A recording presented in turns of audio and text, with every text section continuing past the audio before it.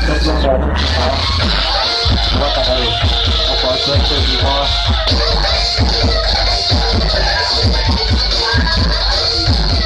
ต้องไปเดินหน้าแล้วขอขึ้นมาด้วย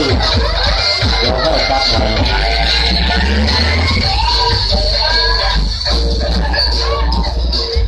เอา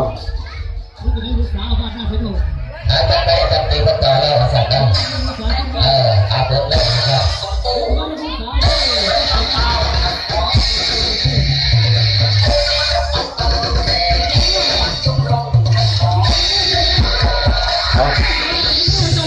เอาคนมาก็เหมือนกัน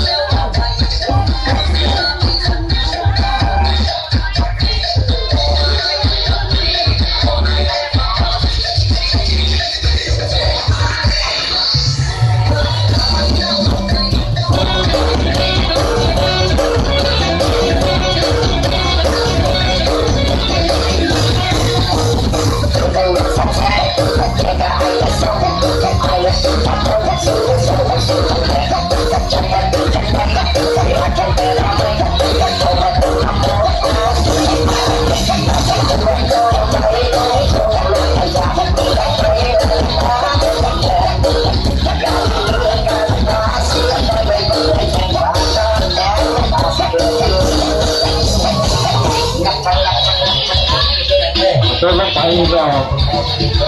บอกเดินมาเติม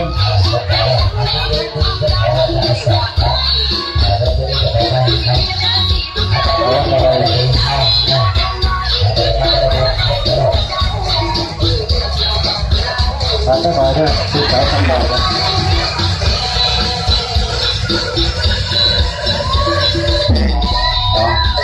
ยาวเลย